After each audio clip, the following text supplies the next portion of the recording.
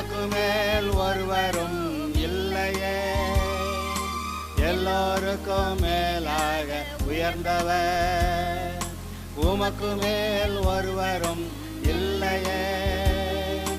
அல்லேலூயா, அல்லேலூயா, அல்லேலூயா, ஆமென். அல்லேலூயா, அல்லேலூயா, அல்லேலூயா, ஆமென்.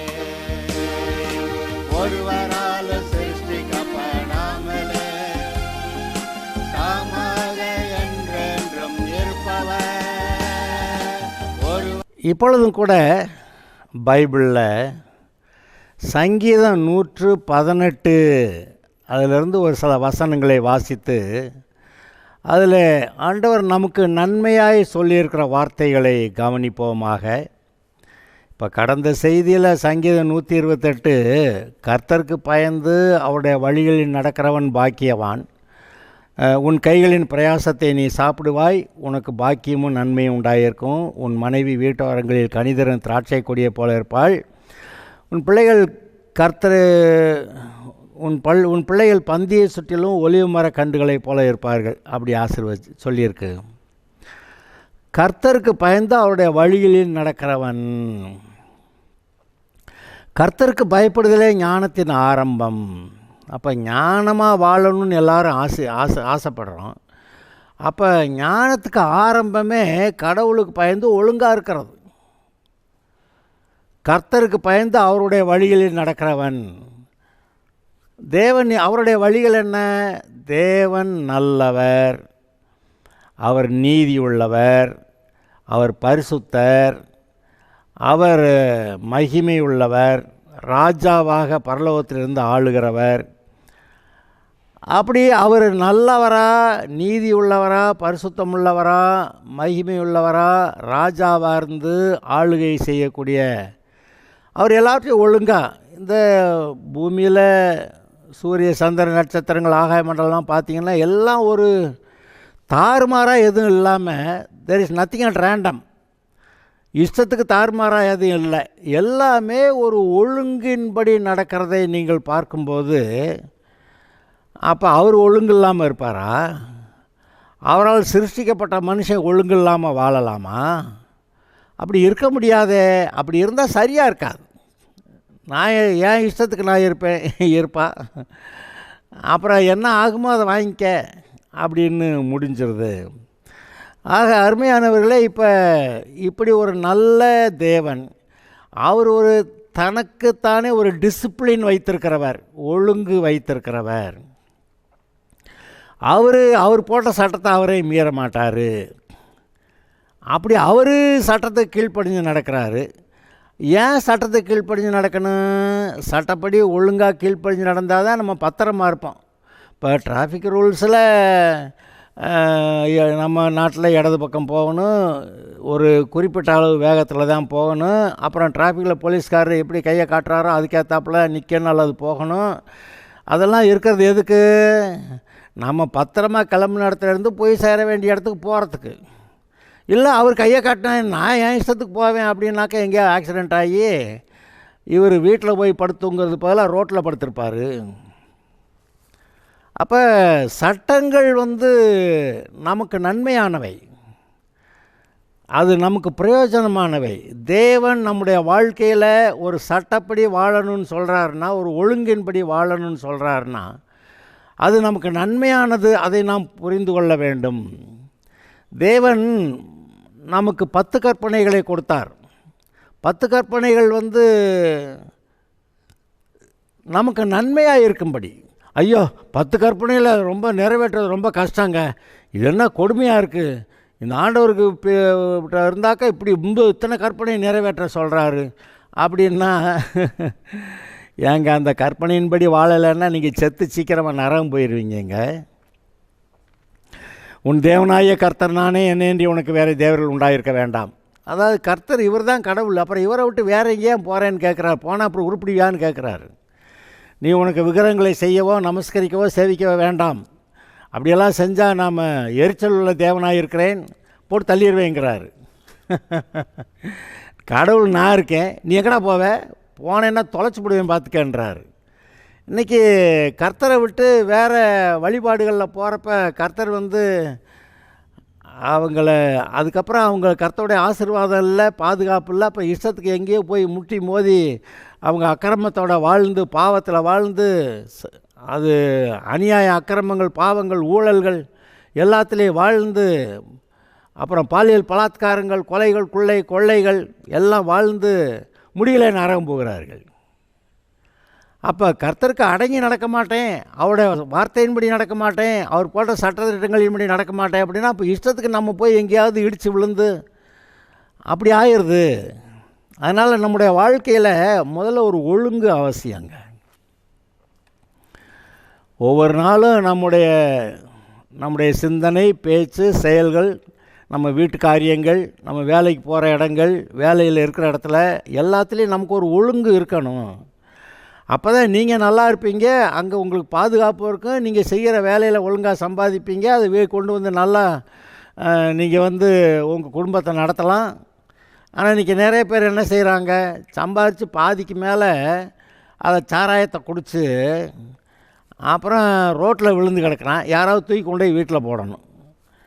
அப்புறம் இந்த சம்பாதிக்கிற காசு பாதிக்கு மேலே இங்கிட்டு போயிடுதா, அப்போ மனைவி பிள்ளைகளுக்கு சாப்பாடு துணிமணி அப்புறம் படிக்கிறதுக்கு ஸ்கூலு ஃபீஸ் கட்டுறது புஸ்தகம் வாங்கிறது அதெல்லாம் சிக்கலாகிடுது. அப்புறம் ஒழுங்காக படிக்க வைக்க முடியாதனால சின்ன வயசில் பிள்ளைங்க வேலைக்கு போகிறது. அப்புறம் அது எப்படி பெற்றோருடைய கவனம் இல்லைன்னா அது இஷ்டத்துக்கு வளரும், அப்புறம் அதுவும் ஒழுங்காக இருக்காது. அப்போ ஒரு சமுதாயம் கெடுது, தலைமுறை கெடுது, அப்புறம் தலைமுறையாக கெடுது. எங்கெங்கே ஆரம்பிக்குது, நம்ம ஒழுங்காக இருக்க மாட்டேங்கிறதுனால. நான் அடங்கி நடக்க மாட்டேன், எனக்குள்ள ஒரு டிசிப்ளினுக்கு நான் வரமாட்டேன், நான் இஷ்டத்துக்கு ஆட்டம் போடுவேன். ஆடலாம், அதை அவர் தடுக்கலை, நீ இஷ்டத்துக்கு ஆட்டம் போடலாம், அங்கே எங்கேயாவது முட்டி மோதி விழுந்தால் அப்புறம் பார்த்துக்கப்பா அப்படி சொல்கிறாரு. அப்படி அடங்க மாட்டேன்னா முடிவில் நரகம் வரும், பொய்க்க. இவன் கேட்குறான், நான் நரகம் போகிறதோ பரலோகம் போகிறதோ ஏன் இஷ்டம், நான் நரகம் போய் உனக்கு என்னையா அப்படின்னு கேட்குறேன். சரியா, நீ போ நரகத்துக்கு போ, நம்ம ஒன்றும் சொல்ல முடியாதுங்க. அதனால் பாருங்கள், ஆண்டவர் கொடுக்குற சட்டத்திட்டங்கள் நம்ம ஒழுங்காக இருக்கணும். கர்த்தருடைய நாமத்தை வீணிலே வழங்காதிருப்பாயா, பேரை கெடுக்கிற அவர் பேரை கெடுக்கிற அளவுக்கு நீ கெட்ட வேணாம் வாழாத. அப்புறம் ஓய்வு நாளை பரிசுத்தமாக ஆசரிக்க நினைப்பாயா, வாரத்துக்கு ஒரு நாள் ஓய்வு நாள், அது கடவுளுடைய சமூகத்தில் அவருடைய வார்த்தையை கேட்டு புத்தியை கேட்டு ஒழுங்காக வாழ்கிறதுக்கு அவருடைய சமூகத்தில் புத்தி கேட்க வர்றது, அவர் ஆராதிக்கிறதுக்கு வர்றது நாள். அது அவர்கிட்ட வரமாட்டேன் அப்படின்னாக்கா அவர் சொல்கிற புத்தியும் கேட்க மாட்டேன், அவர் கொடுக்குற ஆசீர்வாதத்தையும் வாங்க மாட்டேன், இந்த உலகத்தில் தருதலையாக வாழ்கிறது அப்படி தான் ஆயிடுது. இங்கே பாருங்க, இஸ்ரவேல் தேசத்தில் 10 கோத்திரத்தார் அவங்க கர்த்தரை உண்மையாக ஆராதிக்கலை, கர்த்தரை விட்டுட்டு பாகால்கிட்ட போயிட்டாங்க, விக்கிரக ஆராதனைக்கு போனாங்க, கடைசிக்கு ஏதோ சிறையிருப்புக்குள்ளே போனாங்க. அவங்களும் அந்த கோத்திரங்களும் நாசமாச்சுன்னு எழுதியிருக்குதுங்க. அப்போ இதெல்லாம் வரலாறு எடுத்துக்காட்டுகள், அந்த சம்பவங்கள்லாம் நமக்கு ஒரு புத்தியை படிப்பிக்கணும். சோதோம் கொமோரா பற்றி பைபிளில் சொல்லுது, அவங்க பாவ இச்சைகளில் தாறுமாறாக நடந்து அதனால் கர்த்தர் அந்த பட்டணத்தை அழிச்சாருன்னு எழுதியிருக்கு. அது ஏங்க, ஒழுங்கில்லாத வாழ்க்கை. லவ் பண்ணுறேங்கிறாங்க, எங்க கல்யாணம் பண்ண ஒரு பாடு தான் பையனும் பொண்ணும் ஒன்றா சேர்ந்து வாழணுமா? இல்லைல்ல, நம்ம தாங்க கல்யாணம் பண்ணிக்க போகிறோம்ல, அதனால் இப்போவே நாங்கள் இஷ்டப்படி சேர்ந்து வாழ்கிறோம். கல்யாணம் நடக்குமா இல்லையானே தெரியாது. அப்புறமேலு நாம் எல்லாம் கல்யாணம் பண்ணிக்க போகிறோம், நாங்கள் ஒன்றா சேர்ந்து வாழ்கிறது தப்பு இல்லைன்னு சொன்னீங்க, அப்புறம் பின்னாடி கேடு எப்படி வந்துச்சு? ஆனால் எல்லாவற்றிலும் ஒரு அளவு ஒரு ஒழுங்கு இருப்பதை நாம் கவனிக்க வேண்டும். ஒழுங்காக இருக்கணும். நம்ம மனசாட்சியே சொல்லுது, ஒழுங்காரு, எல்லையை தாண்டாத, கிழிச்ச கோட்டை தாண்டாத, கர்த்தர் கிழிச்ச கோட்டை தாண்டாத அப்படின்னு இந்த மனசாட்சி சொல்லுது. அடங்கி இருக்கணும்ல. அடக்கம் அமரருள் உய்க்கும், அடங்காமை ஆறிருளில் உய்த்துவிடும். அடக்கம் ஒழுங்காக அடங்கியிருந்தால் கடவுளோட கூட சேர்ந்து கடவுளோடைய பிள்ளையா பரலோகத்துக்கு போய் சேருவான். அடங்காமை ஆறிருள், காரிருள் பிசாசுக்கு நரகத்துக்கு அடையாளமாக இருக்கிறது.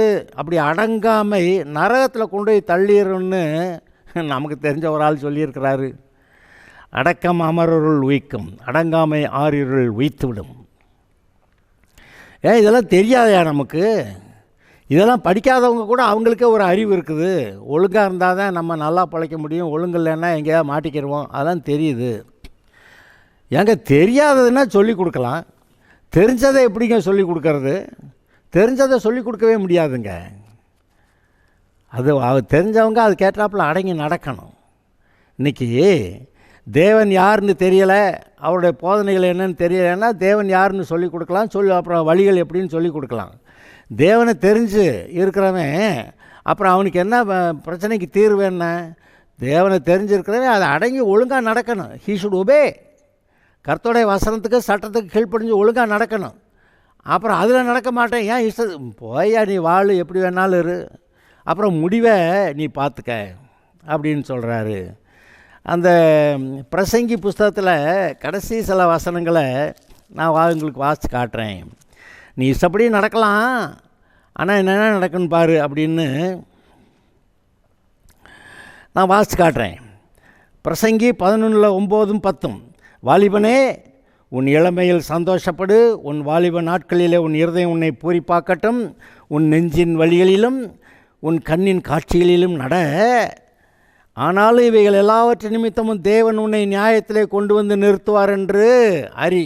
உன் இஷ்டத்துக்கு நீ வாழலாம்ப்பா, ஆனால் உன்னை நியாயத்தீர்ப்பில் கொண்டு வந்து நிறுத்துவார்னு உனக்கு தெரியாதா அப்படின்னு கேட்குறது. அப்புறம் அதிலே 12வது அதிகாரத்தில் காரியத்தின் கடைத்தொகையை கேட்போமாக. எல்லாம் பேசலாம் சொல்லி முடிச்சுட்டேன், இப்போ கடைசியாக ஒரு வார்த்தை சொல்கிறேன்னு சொல்கிறாரு. தேவனுக்கு பயந்து அவர் கற்பனைகளை கைக்கொள். எல்லாம் சொல்கிறான்னு சொல்லிட்டு கடைசியில் சொல்கிறேன் பாருன்னு, தேவனுக்கு பயந்து அவருடைய கற்பனைகளை கைக்கொள். எல்லா மனுஷர் மேலும் விழுந்த கடமை இதுவே.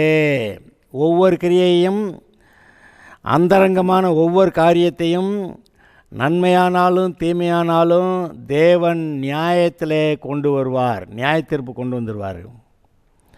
அதனால் எல்லாம் இப்போ நீங்கள் நானும் இருக்கிறோம், எல்லாருமே ஒரு நியாயத்தீர்ப்புக்கு போகிறோம். நம்ம இஷ்டப்படி ஆடலாம், ஆனால் நியாயத்தீர்ப்பு வருகிறது. நீங்கள் என்ன செய்கிறீங்களோ எல்லாவற்றையும் குறித்து நியாயத்தீர்ப்பு கொடுக்குற ஒரு நாள் வருகிறது. நீங்களும் நானும் எல்லாரும் கடவுளுடைய நியாயத்தீர்ப்புக்கு அங்கே போய் நிற்போம். இப்போவே அடங்கி ஒழுங்காக இருந்தால் அந்த நியாயத்தீர்ப்பு நமக்கு ஆசீர்வாதமாக இருக்கும், நம்மளை பரலோகத்தில் சேர்த்து வச்சுக்கிடுவார். இப்போ நம்ம ஒழுங்காக நடக்க மாட்டேன்னு ஆட்டம் போடுவோம்னு ஆட்டம் போட்டால் நான் தண்ணி போடுவேங்கிறேன், ஸ்கூல் போக மாட்டேங்கிறேன், படிக்க மாட்டேங்கிறேன், ஊர் சுற்றுவேங்கிறேன், பயல்களோட சேர்ந்து சுற்றுவேன்றேன், பையன்களோட சேர்ந்து அது ஆட்டம் போட்டேங்குது, ஆனால் படிக்க மாட்டேன், ஒழுங்காக இருக்க மாட்டாங்க. ஒழுங்காக இல்லைன்னா கல்யாணத்தப்போ ஒழுங்கான பொண்ணு ஒழுங்கான மாப்பிள்ளை கிடைக்குதா?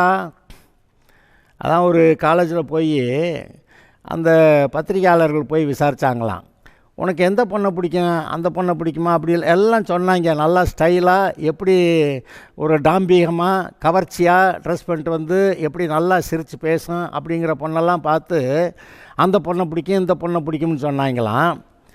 சரி, அப்போ கல்யாணத்தப்போ உனக்கு இந்த பொண்ணு பிடிக்குமே, இதை கல்யாணம் பண்ணிக்குவேன்னா, கொஞ்சம் பொறுங்க, இதெல்லாம் கல்யாணத்துக்கு ஆகாதுங்கன்றானா. இதெல்லாம் இந்த காலங்களில் சுற்றுறதுக்கு, கல்யாணத்துக்கு இதெல்லாம் ஆகாதுன்றானா. என்னடா அப்போ என்னடா செய்கிற நீயே அப்படின்னா, இப்போக்கி ஆட்டம் போடுவோம், அவங்களும் நம்மளோட சேர்ந்து ஆடுவாங்க, அவங்களும் கெட்டு போவாங்க, கடைசிக்கு நாங்களும் கெட்டு போயிடுவோம். அங்கே தானே போய் முடிகிறாங்க. எங்கே அறிவு இல்லையா? பெற்றோர் படிக்க வைக்கிறதுக்கு காசு கொடுத்து ஒரு இடத்துல சேர்த்து விட்டு சாப்பாடு போட்டு துணிமணி வாங்கி கொடுத்து புஸ்தகங்களை வாங்கி கொடுத்து நீ நல்லா படித்தேன்னாக்கா நல்ல வேலைக்கு போகலாம், நல்லா சம்பாதிக்கலாம் அப்படின்னு சொன்னால், இல்லை ஏன் இஷ்டம், அது எப்படி நான் எனக்கு விளையாடலாம் வேணும், நான் அங்கே போய் விளையாடுறேன் இங்கே போய் விளையாடுறேன், அந்த ஃப்ரெண்டு வேணும் இந்த ஃப்ரெண்டு வேணும், அவன் பார்த்தா போக்கிரியாக இருக்கான், அந்த போக்கிரி பயல்களோட சேர்ந்துக்கிட்டு இவங்க ஆட்டம் போடணுங்கிறாங்க. எப்படிங்க அது தேராதுங்க கதை. இப்போ நான் பெற்றோருக்கு சொல்கிறேன், பெற்றோர் பிள்ளைகளை அடக்கி கண்ட்ரோலில் வைக்கலைன்னா, பெற்றோர் உங்களுக்கு கொடுத்த பொறுப்பை நீங்கள் கரெக்டாக செய்யலைன்னு, பொறுப்பின்படி செய்யலைன்னு அர்த்தம். உங்கள் பிள்ளைகளை கெட்டுப்போக நீங்களே அனுபவிச்சிட்டிங்கன்னு அர்த்தம்.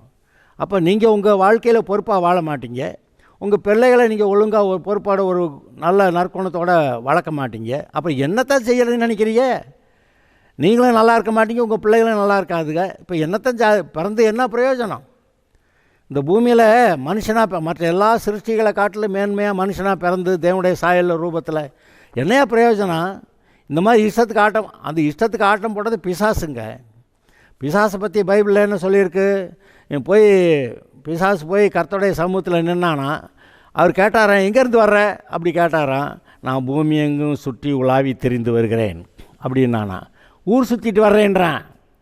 ஊர் சுற்றி பயில ஒழுங்காக இருப்பானா, படிப்பானா, வேலை நல்ல மார்க் வாங்குவானா, நல்ல வேலைக்கு போவானா? விளங்காதுங்க. அது பிசாசு ஊர் சுற்றுச்சுன்னா இவன் இப்போ ஊர் சுற்றிக்கிட்டு இருக்கிறாங்க. நம்ம அதெல்லாம் கவனிக்கலையா? நான் இப்படி பேச விரும்பலானா தான் இருக்குது, விஷயம் இருக்குது. ரொம்ப சொல்லுவாங்க, மயிலே மயிலே இறகு போடுனாக்கா இறகு போடாது, செம்மையாக 2 வெளுத்தாக்கா இறகு விழுந்துடும். அப்போ கவனிங்க, அடி உதவுற மாதிரி அண்ணன் தம்பி உதவ மாட்டான்னுவாங்க.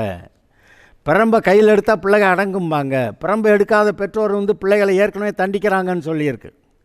அப்போ அவங்க இஷ்டத்துக்கு விட்டாக்கா அப்புறம் நாளைக்கு கெட்டு போயிடுவாங்க, உங்கள் கண் முன்னாடி கெட்டு போயிடுவாங்க. அதை நீங்கள் அனுமதிக்கிறீங்களா? அதில் நீங்கள் சந்தோஷப்படுறீங்களா? இல்லையே. பிள்ளை மேலே சந்தோஷமாக நான் பிரியமாக இருக்கேன் அதனால் அடிக்க மாட்டேன்னா, பிள்ளையின் நெஞ்சிலே மதியினம் ஒட்டியிருக்கும், உன் கையில் இருக்க பிரம்பு அதை அகற்றும்னு சொல்லியிருக்கு.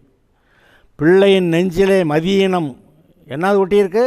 பிள்ளையின் நெஞ்சிலே மதியினம் ஒட்டியிருக்கும், ஆனால் உன் கையில் இருக்க பிரம்பு அந்த மதியினத்தை அகற்றிடுங்கிறார்.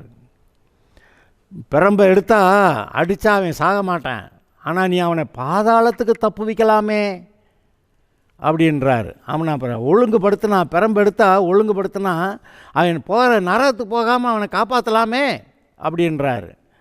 அப்போ இந்த நம்ம ஆட்கள் நிறைய பேர் என்ன பண்ணுறாங்க, பிள்ளை அன்பாக இருக்கிறேன், பிள்ளை அன்பாக இருக்கேன்னு சொல்லிட்டு கண்டிக்கவே மாட்டாங்க. அப்புறம் பாஸ்டர் இந்த பிள்ளை சொன்னபடி கேட்க மாட்டேங்கிறான். நீ ஒழுங்காக இல்லையே, நீ சின்ன பிள்ளையாக இருக்கும்போதே அந்த ஒழுங்காக நடத்தியிருக்கணுமே, அப்போ நீ நடக்க வைக்கலையே, அப்போ நீ ஒழுங்கு இல்லையே, நீயே ஆண்டவருக்கு அடங்க மாட்டேங்கிற, அப்புறம் உன் பிள்ளை எனக்கு இப்படி உனக்கு அடங்கும்? அது அடங்காது. அப்போ நம்முடைய வழிகளை நிதானித்து பார்ப்போமாக. நான் ஒரு வசனத்தை வாசிக்கிறேன். எது எரேமியாவில் ஒரு வசனத்தை வாசிக்கிறேன். எரேமியாவின் புலம்பல்ல 3வது அதிகாரம் 39வது வசனத்திலிருந்து, உயிருள்ள மனுஷன் முறையிடுவானேன், அவன் தன் பாவத்துக்கு வரும் தண்டனையை குறித்து முறையிடுகிறது என்ன? செய்கிற ஆட்டமெல்லாம் ஆடிப்புட்டு கடைசிக்கு எனக்கு இப்படி ஆகி போச்சு அப்படி ஆகி போச்சுன்னா, நாம் நம்முடைய வழிகளை சோதித்து ஆராய்ந்து கர்த்தரிடத்தில் திரும்ப கடவோம். நாம் நம்முடைய கைகளோடும் கூட நம்முடைய இருதயத்தையும் பரலோகத்தில் இருக்கிற தேவனிடத்திற்கு ஏறெடுக்க கடவோம். அப்படி சொல்லி நம்ம வெறும் கும்பிடு போடுறது மட்டும் இல்லை, இருதயமும் கர்த்தர்கிட்ட போய் அடங்கி நடந்து கீழ்ப்படிஞ்சு நடக்கிறேன்னு சொல்லணும். அதை சொல்லியிருக்கு. இப்படி ஒழுங்காக இருக்கிறத பற்றி பேசுகிறப்ப தான் இந்த சங்கீதம் 118 சில காரியங்கள் நமக்கு வருது. நான் அதை வாசிக்கிறேன் கொஞ்சம். கர்த்தரை துதியுங்கள், அவர் நல்லவர், அவர் கிருபை என்றும் உள்ளது. அவர் கிருபை என்றும் உள்ளது என்று இஸ்ரவேல் சொல்வதாக, அவர் கிருபை என்றும் உள்ளது என்று ஆரோனின் குடும்பத்தார் சொல்வார்களாக, அவர் கிருபை என்றும் உள்ளது என்று கர்த்தருக்கு பயப்படுகிறவர்கள் சொல்வார்களாக. நெருக்கத்திலிருந்து கர்த்தரை நோக்கி கூப்பிட்டேன், கர்த்தரின் என்னை கேட்டருளி விசாலத்திலே வைத்தார். கர்த்தரின் பட்சத்தில் இருக்கிறார், நான் பயப்படேன். மனுஷன் எனக்கு என்ன செய்வான்? எனக்கு அனுகூலம் பண்ணுகிறவர்கள் நடுவில் கர்த்தருடைய பட்சத்தில் இருக்கிறார். என் சத்துருக்களில் சரி கட்டுதலை காண்பேன். மனுஷனை நம்புவதை பார்க்கலும் கர்த்தர் பேரில் பற்றுதலாக இருப்பதே நலம். பிரபுக்களை நம்புவதை பார்க்கலும் கர்த்தர் பேரில் பற்றுதலாக இருப்பதே நலம். அப்படின்னப்ப மற்ற மனுஷனை நம்பாத, கடவுளை பிடிச்சிக்க, அவருடைய வழியில் நட, அவர் நல்லவர், அவர் கிருபை என்றும் உள்ளது அப்படியெல்லாம் சொல்லியிருக்கு. பார்த்தீங்களா? அவர் நல்லவர், அவர் கிருபை என்றும் உள்ளது. இந்த உலகத்தில் வேறு யாராவது அப்படி நல்லவங்களும் கிருபை உள்ளவர்களும் இரக்கம் பண்ணுறவங்களும் இருக்காங்களா? வேறு எந்த ஒரு மனுஷனாவது நம்முடைய வாழ்க்கையை நம்மளை வாழ வச்சிட முடியுமா? நம்முடைய தேவைகள்லாம் இந்த உலகத்தில் இருக்க எந்த மனுஷனாவது நமக்கு சந்திக்க முடியுமா? முடியாது. நான் சொல்கிறேன், நீங்கள் உங்களை ஊரில் யாராவது ஒருத்தரை பார்த்து உன் வாழ்நாள்லாம் நான் உன்னை காப்பாற்றுவேன் யாராவது சொல்லுங்கள், சொன்னபடி செய்ய முடியுதான்னு நான் பார்க்குறேன். ஒருத்தருடைய தேவையை கூட உங்களால் சந்திக்க முடியலைங்க. நான் கேட்குறேன், நிறைய பெற்றோர் தங்கள் பிள்ளைகளுடைய தேவைகளை கூட சந்திக்க முடியாதவங்களாக இருக்கிறாங்க. அப்போ திராணியற்றவர்களாக இருக்கிறாங்க. ஆனால் கடவுள் ஒருத்தர், அவர் நல்லா ஆசீர்வதிக்க முடியும். அவர்கிட்ட அடங்கி நடக்கணும். அவர் நல்லவர், அவர் கிருபை என்றும் உள்ளது, அவருடைய பட்சத்தில் இருக்கிறார். அதனால் பயப்பட வேண்டியதில்லை. நமக்கு அவர் உதவி செய்கிறாராம், நம்ம பட்சமாக இருக்கிறாராம். இந்த மனுஷனை நம்புறதை காட்டிலும், பிரபுக்களை நம்புறதை பார்க்கலாம், பணத்தை நம்புறதை காட்டலாம் நம்பாதீங்க அப்படின்னு பைபிள் சொல்லுது. எல்லா ஜாதியார் என்னை வளைந்து கொள்கிறார்கள், கர்த்தருடைய நாமத்தினால் அவர்களை சங்கரிப்பேன். நிறைய பேர் நமக்கு கர்த்தருடைய பிள்ளையாக ஒழுங்காக இருக்கிறேன்னா நிறைய பேர் சண்டை போடுற வம்பு இருக்கிறவங்க நிறைய பேர் இருப்பாங்க. ஆனால் அவங்களெல்லாம் கர்த்தர் ஒரு வழி பண்ணிடுறாராம். என்னை சுற்றிலும் வளைந்து கொள்கிறார்கள், கர்த்தருடைய நாமத்தினால் அவர்களை சங்கரிப்பேன். தேனீக்களைப் போல என்னை வளைந்து கொள்கிறார்கள், முள்ளில் பற்றின நெருப்பை போல அணைந்து போவார்கள், கர்த்தருடைய நாமத்தினால் அவர்களை சங்கரிப்பேன். நான் விழும்படி நீ என்னை தள்ளினாய், கர்த்தரோ எனக்கு உதவி செய்தார். கர்த்தரின் பலனும் என் கீதமானவர், அவர் எனக்கு ரட்சிப்புமானவர். அதாவது இன்றைக்கி நீங்கள் உண்மையாக கர்த்தருடைய பிள்ளையாக நடக்கணும்னு நினச்சா, நமக்கு விரோதியாக இருக்கிறவங்க, ஏன் நம்ம வீட்டில் இருக்கிறவங்களே நிறையா பிரச்சனை பண்ணுவாங்க. அப்புறம் நீ என்னடா பெரிய கடவுள் மாதிரி கடவுளோட பிள்ளைன்னு சொல்லிட்டு தர்ற, வானத்திலேருந்து குதிச்சியாக்கும் அப்படியெல்லாம் சொல்லுவாங்க. நீ ஒருத்தன் தான் கடவுளை கும்பிட்ற, அப்புறம் நாங்களாம் கடவுளை கும்பிடலையோ அப்படிம்பாங்க. நீ ஒருத்தன் தான் பரலவும் போல, அப்புறம் நாங்களாம் பரலவும் போலையோ அப்படிம்பாங்க. இஷ்டத்துக்கு ஏதாவது பேசி பிரச்சனை பண்ணிக்கிட்டே தான் இருப்பாங்க. ஆனால் இதுதான் இயேசுநாதருக்கு நடந்துச்சு. இயேசுநாதர் பரிசுத்தம் உள்ளவரா, நீதி உள்ளவரா, நல்லவரா, நம்முடைய பாவத்துக்கு பரிகாரம் செய்கிறேன்னு வந்தால் இவங்கெல்லாம் செய்து அவரே சிலுவையில் அரைஞ்சு விட்டாங்க. ஏன்னா உங்களுக்கு நன்மை செய்ய, உங்கள் பாவத்தை போக்குறதுக்கு, உனக்கு பரிகாரம் பண்ணுறதுக்கு நான் வரேன்னு வந்தால் இவங்கெல்லாம் சேர்ந்து அவரை சிலுவையில் அரைஞ்சு விட்டாங்கங்க. அப்போது ஒழுங்காக யாராவது இருக்கிறேன்னா யாருக்கு இந்த உலகத்தில் விடமாட்டாங்க. அப்படி தான் இன்றைக்கி உலகம் இருக்குது. ஆனால் என்ன சொல்லியிருக்கு பாருங்கள், இயேசுநாதரை இப்படியெல்லாம் இந்த மனுஷர் பகைச்சாங்களா, இவங்களுக்கு நன்மை செய்ய வந்த இவங்களுக்கே, இந்த இயேசுநாதருக்கே இப்படியெல்லாம் செஞ்சாங்களான்னு சொல்லி பிதாவாகிய தேவன் என்ன பண்ணுறாரு, இயேசுநாதரே வாங்க என் பக்கத்தில் உட்காருங்க, உமக்கு சத்ருவாக இருந்த எல்லா பயலையும் கொண்டு வந்து கால்களை தள்ளுறேன் பாரு அப்படின்னு சொல்லி எழுதியிருக்குது. அது எங்கே எழுதியிருக்குன்னு கேட்குறீங்களா? சங்கீதம் 110 நான் வசனம் வாசிக்கிறேன். சங்கீதம் 110. கர்த்தரின் ஆண்டவரை நோக்கி, அதாவது கர்த்தரின் ஆண்டவராகிய இயேசு கிறிஸ்துவை நோக்கி, அதாவது பிதாவாகிய தேவன் என்னுடைய ஆண்டவராகிய இயேசு கிறிஸ்துவை நோக்கி, நான் உம்முடைய சத்துருக்களை உமக்கு பாதபடியாக்கி போடும் வரைக்கும் நீ என்னுடைய வலது பார்சத்தில் உட்காரும். உம்முடைய சத்துருக்கள், நீ பூமியில் போனப்போ எடுத்து பேசினாங்களா, சிலுவையில் அரைஞ்சாங்களா, இப்படி பேசினானா அப்படி பேசினானா, அவன் எல்லா பயிலையும் கொண்டு உன் காலில் கீழே தள்ளுறேங்கிறார். அது அப்போ நடந்தது. இன்றைக்கி இயேசுநாதருடைய பிள்ளைகளாக இருக்கிறவங்களுக்கு விரோதமாக எல்லாம் பண்ணுறாங்கல்ல, அதையும் அவர் பார்த்துக்கிட்டு இருக்கிறாரு. இப்போ ஆண்டவருடைய பிள்ளைகளுக்கு விரோதமாக எல்லாம் எவன் என்ன பண்ணுறான், நான் பாரு ஒரு நாள் எல்லாத்தையும் கர்த்தருடைய காலிலேருந்து இவன் காலிலே கொண்டு வந்து தள்ளுறேன் அப்படின்னு கர்த்தர் செஞ்சுக்கிட்டு இருக்கிறாரு. நம்ம செய்ய முடியாது. பழி வாங்குது எனக்குரியது நானே பதில் செய்வேன்னு சொல்கிறாரு. நம்ம போய் எனக்கு விரோதமாக செஞ்சால் அடிக்க போகிறேன், அதெல்லாம் போகக்கூடாது. நம்ம அடிக்க முடியாது. அடி வாங்க தான் தெரியும், அடி கொடுக்க தெரியாது நமக்கு. அதனால தான் கர்த்தர் சொன்னார், ஒருத்தன் ஒரு கன்னத்தில் அடித்தா இன்னொரு கன்னத்தை காமிச்சிட்டு எழுதிட்டு ஓடி போயிடாது, அந்த பக்கத்தில் இருக்காத, வம்பு பண்ணுற இடத்துல இருக்காத, ஓடியே போயிருங்கிறார். ஒரு கன்னத்தில் அரைஞ்சான்னா அடுத்த கன்னத்தை காட்டு. அப்போ அவனுக்கே இவனை போய் இவங்கிட்ட சண்டை போடுறான்ப்பா அப்படின்னு விரட்டி விட்டுருவான்னு அவரே யோசிக்கிறாரு. அதனால் நமக்கு இங்கே யார்கிட்டையும் சண்டையெல்லாம் ஒன்றும் கிடையாது. நமக்கு யாரையும் அடிக்கவும் தெரியாது. நமக்கு தான் சொன்னாப்புல ஒருத்தர் சொன்னார், நமக்கு அடி வாங்க தான் தெரியும்னு. அதனால் இப்படி இருக்கிறதுனால யாராவது என்ன பேசுனான்னா நீங்கள் பாட்டுக்கு இருங்க, நீங்கள் ஆண்டவருடைய பிள்ளையாக ஒழுங்காக வாழுங்க. அப்போ ஆண்டவர் இவங்களெல்லாம் ஒரு வழி பண்ணிடுவார் அப்படின்னு தான் இந்த வசனம் சொல்லுது. கர்த்தரின் ஆண்டவரை நோக்கி, நான் உன்னுடைய சத்துருக்களை உமக்கு பாதபடியாக்கி போடும் வரைக்கும் நீ என்னோட வலது பார்சத்தில் உட்காரு, அது வரைக்கும் என் பக்கத்தில் உட்காருங்க, இங்கே உட்காருங்க, எல்லா பயிலையும் கொண்டு வந்து காலில் தள்ளுறேன் அப்படின்னு. அப்போ தேவனுடைய ஜனங்களுக்கு விரோதமாக இன்றைக்கி எவ்வளோ உலகத்தில் எழும்புகிறாங்கங்க. அதை நம்ம பார்க்குறோமே, கண்கூடாக பார்க்குறோம்.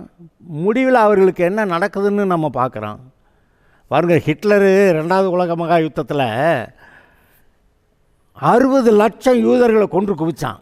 இவங்க மட்டும் கடவுளுடைய ஜனங்களா, இதெல்லாம் சரிப்படாது, இவங்க இருக்கவே கூடாதுன்னு சொல்லி 60 லட்சம் யூதர்களை கொன்று குவிச்சான். அவன் நிலைமை என்ன, கடைசிக்கு தன்னைத்தானே சுட்டு செத்துக்கிட்டான். அவன் நல்லா இருக்க முடியுமா? இன்றைக்கும் அவனுடைய வழிகளில் நடக்கக்கூடிய இந்த உலக மனிதர் அக்கிரமத்தில் ஸ்வஸ்திகா அவனுடைய அடையாளம். அந்த ஸ்வஸ்திக்குன்னு ஒரு அடையாளத்தை போட்டுக்கிட்டு அவங்கெல்லாம் இந்த உலகத்தில் மக்கள் அது மாதிரி இந்த ஹிட்லர் மாதிரி வாழணுங்கிறாங்க, நல்லவனெல்லாம் கொல்லுவேன்றாங்க. ஆனால் கடவுள் ஒரு நாள் வருவாருங்க, இந்த நல்லவெல்லாம் அவன் கொல்லுவான், இவங்க பரலோகம் போயிடுவாங்க. ஆனால் நல்லவனை கொண்டானே ஒருத்தன், அவன் தன்னைத்தானே சாகடிச்சுட்டு அவன் நரகமும் போவாங்க. ஏங்க இதெல்லாம் உங்களுக்கு தெரியாதா? நிதானிக்க மாட்டிங்களா? நம்ம இன்றைக்கி ஒழுங்காக இருக்கக்கூடாதா? நம்ம அடங்கி இருக்கக்கூடாதா? நம்முடைய மனசாட்சியில் நல்லது கெட்டது தெரியலையா? நம்முடைய மனசாட்சியில் ஒழுங்காக இருக்கணுங்கிறது நமக்கு தெரியாதா? நம்முடைய மனசாட்சியில் நம்ம எல்லோரும் நியாயத்தீர்ப்புக்கு போய் நிற்க வேண்டியிருக்குன்னு தெரியாதா? இப்போயே ஒழுங்காகிட்டால் பிரச்சனை இல்லையே. அவர் சொல்கிறாரு, இப்போ நீ உன்னை நிதானித்து அறிஞ்சா உனக்கு தண்டனை இருக்காது, ஆக்கினை தீர்ப்பு இல்லை. நீ நிதானித்து அறிஞ்சு ஒழுங்காகிட்டேன்னா உனக்கு பிரச்சனை இல்லை. நீ நிதானிக்காமல் ஒழுங்காக இல்லாமல் இஷ்டத்துக்கு போவேன் ஆடுவேன்னா அப்புறம் நியாய தீர்ப்பு அப்படின்னு சொல்கிறாரு. இப்போ நான் உங்கள் மனசாட்சியை பற்றி பேசிக்கிட்டு இருக்கிறேன். ஆனால் ஒழுங்காக இருக்கேன் எப்படி இருப்பானா? நீதிமான்களுடைய கூடாரங்களில் ரட்சிப்பின் கம்பீர சத்தம் உண்டு, கர்த்தரின் வலதுகரம் பராக்கிரமம் செய்யும். ரட்சிக்கப்பட்டு கர்த்தருடைய பிள்ளையாக இருக்கிறவங்க வீட்டில் நீதிமான்களுடைய கூடாரத்தில் ரட்சிப்பின் கம்பீர சத்தம் இருக்கும். கர்த்தரின் வலதுகரம் உயர்ந்திருக்கிறது, கர்த்தருடைய வலதுகரம் பராக்கிரமம் செய்யும். இந்த கர்த்தருடைய பிள்ளைகளுக்காக கர்த்தர் பராக்கிரமம் செய்வாராம், இவர்களுடைய சத்துருக்களெல்லாம் தாழ்த்தி போடுவாராம். அப்புறம் இவன் சொல்கிறான், நான் சாவாமல் பிழைத்திருந்து கர்த்தருடைய செய்கைகளை விவரிப்பேன். சரி, கர்த்தர் என்னை வெகுவாய் தண்டித்தும் என்னை சாவுக்கு ஒப்பு கொடுக்கவில்லை. இந்த கர்த்தருடைய பிள்ளைன்னு சொல்கிறவங்க தப்பே பண்ணலையா? இவங்க பண்ண தப்புக்கு தான் சில அடியெல்லாம் விழுக்காட்டுறாரு. பல இடத்துல போய் இவங்க பண்ண தப்புக்கு தான் நமக்கு யாராவது அடி விழுகிற மாதிரி சில காரியங்கள் ஆயிடுது. நீதியின் வாசல்களை திறவுங்கள், நான் அவைகளுக்குள் பிரவேசித்து கர்த்தரை துதிப்பேன். அடியெல்லாம் வாங்கின ஒரு பாடு தான் நம்ம ஒழுங்காக இருக்கேங்கிறான். நீதியின் வாசல்களை திறவுங்கள், கர்த்தரின் வாசல் இதுவே, நீதிமான்கள் இதற்குள் பிரவேசிப்பார்கள். கர்த்தருடைய வாசலில் நீதிமான்கள் வருவாங்க. அவரால் அவர்கிட்ட வந்தால் அவர் நீதிமான் ஆக்கி விட்டுறாரு. அப்போ நீதிமான் ஆக்கப்பட்டவர்களுக்கு அவருடைய வாசலில் பரலோகத்துக்குள்ள நுழையிறாங்க. நீர் எனக்கு செவி கொடுத்து எனக்கு ரட்சிப்பாக இருந்தபடியால் நான் உம்மை துதிப்பேன். இப்படி இருக்கிறவங்கெல்லாம் இந்த உலகம் இவங்களை ரொம்பவும் கேவலமாக நடத்துது. சிலுவையை பற்றிய உபதேசம் கெட்டு போகிறவர்களுக்கு பைத்தியமாக இருக்கிறது. ஆனால் ரட்சிக்கப்படுகிற நமக்கும் அது தேவ பலனாக இருக்கிறது. அது மாதிரி நம்மளாம் ஆண்டவருடைய பிள்ளையாக இருக்கிறோம்னா நம்மளெல்லாம் இந்த உலகத்தார் தள்ளி விட பார்க்குறாங்க. வீடு கட்டுக்கிறவர்கள் ஆகாதென்று தள்ளின கல்லே மூளைக்கு தலைக்கல் ஆயிற்று, அது கர்த்தராலே ஆயிற்று, அது நம்முடைய கண்களுக்கு ஆச்சரியமாக இருக்கிறது. அது எப்படிங்க நம்ம இவ்வளவு மோசமான நிலைமையில் இருந்தால் கர்த்தர் கடைசிக்கு நம்மளை ஆசீர்வதித்து இவ்வளோ நல்லா கொண்டு வந்துட்டார், அது நம்முடைய கண்களுக்கு ஆச்சரியமாக இருக்கிறது. இது கர்த்தர் உண்டு பண்ணின நாள், இதிலே களி கூர்ந்து மகிழ கடவோம். கர்த்தாவே ரட்சியம், கர்த்தாவே காரியத்தை வாய்க்க பண்ணும். கர்த்தருடைய நாமத்தினாலே வருகிறவர் ஸ்தோத்தரிக்கப்பட்டவர். கர்த்தருடைய ஆலயத்திலிருந்து உங்களை ஆசீர்வதிக்கிறோம். கர்த்தர் நம்மை பிரகாசிப்பிக்கிற தேவனாயிருக்கிறார். பண்டிகை பலியை கொண்டு போய் பலிபீடத்தின் கொம்புகளில் கயிர்களால் கட்டுங்கள். நீர் என் தேவன், நான் உம்மை துதிப்பேன். நீர் என் தேவன், நான் உம்மை உயர்த்துவேன். கர்த்தரை துதியுங்கள், அவர் நல்லவர், அவர் கிருபை என்றும் உள்ளது. இந்த கடவுள் இந்த நல்லவர், இவர் கிருபை என்றும் உள்ளது. கிருபைனா அவர் நமக்கு ஆசீர்வாதம் கொடுக்கறது. என்றும் நல்லவர், ஆசீர்வதிக்கிறவர். அவர்கிட்ட அடங்கியிரு, ஒழுங்காயிரு, மனுஷனை நம்பாத, உன் படிப்பை நம்பாத, அதெல்லாம் நல்லது. உன் காசை நம்பாத, உன் பதவியை நம்பாத. அப்புறம் பதவியை நம்பிக்கிட்டே இருக்க, திடீர்னு என்னத்தையோ வேறு எவனோ பதவியிலேருந்து இறக்கி விட்டுறான். பெரிய ஆளுன்னு நினச்சிக்கிட்டு இருப்பேன், ஒரு ஆக்சிடெண்ட்டில் கீழே விழுந்துடுறேன். என்னங்க அது? அப்போ இவனுடைய கடவுளுடைய ஆசீர்வாதம் இல்லாமல் ஒருத்தர் வாழ முடியாது. அதான் பாருங்கள், எந்த மிருகமும் சாமி கும்பிடலை. ஆனால் மனுஷன் கடவுளுடைய உதவி இல்லாமல் ஒழுங்காக பழைக்க முடியாதுன்னு தெரிஞ்சு கடவுளே என்னை காப்பாற்றணுன்றேன். நான் சொல்கிறேன், இயேசுவே என்னை காப்பாற்றணும்னு சொல்லுங்கள், நீங்கள் ஆசீர்வாதமாக இருப்பீங்க. Okay, God bless you. ஆடுவோம், மகிழ்வோம், கொண்டாடுவோம். அப்பா சமூகத்தில் பாடி மகிழ்ந்து உயர் நீக்கும் மருத்துவரே, என் துதிக்கு பாத்திரரே, உயர் நீக்கும் மருத்துவரே.